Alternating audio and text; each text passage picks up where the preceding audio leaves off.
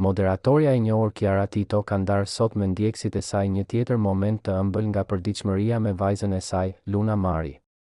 Në një postim të publikuar në rrjetet sociale, Chiara shihet duke mbajtur në krah vogëlushën e saj, ndërsa përpiqet të bëjë një selfie përballë pasqyrës. Ajo shfaqet e buzëqeshur dhe e qetë, me një pamje shumë natyrale, ndërkohë që Luna Mari ka vendosur dorën mbi fytyrë, sikur të mos dëshirojë të fotografohet.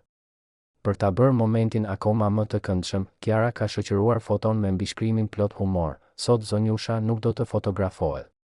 Ky detaj i vogël, por i ëmbël, ka ngjallur shumë reagime pozitive, pasi çdo prind mund të lidhet me këtë situatë të përditshme ku fëmijët shpesh nuk kanë qejf të jenë pjesë e fotove. Pikërisht ky lloj thjeshtësie është ajo që e bën Chiarën të dashur për publikun. Pa filtra të egzageruar dhe pa skena të sforcuara, ajo zgjedh të ndajë momente reale nga jeta familjare, duke treguar se lumturia e vërtet ndodhet në çastet më të zakonshme. Prej kohësh, Chiara dhe partneri i saj, Louise Ailey, kanë ndarë me publikun momente nga jeta e tyre private, duke ndërtuar një lidhje të ngrohtë me ndjekësit. Ata kanë ditur të përcjellin jo vetëm momente të suksesshme profesionale, por edhe ato intime dhe të përditshme, duke dëshmuar se mbi gjithçka qëndron dashuria për familjen dhe mbi të gjitha për vajzën e tyre, Luna Marin. Momenti i sotëm është një tjetër dëshmi e kësaj harmonie.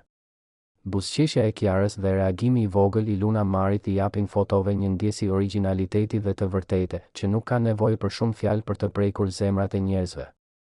Çdo kush që e sheh këtë imazh ndjen menjëherë ngrohtësinë e një nëne që gjen lumturi te gjestet më të thjeshta të fëmijës së saj. Në fakt, këto momente janë ato që mbeten më gjatë në kujtesë, një dorë e vogël që nuk dëshiron të dalë në foto, një buzëqeshje e sinqertë e nënës dhe një kujtim i thjeshtë i përjetësuar përmes një fotografie.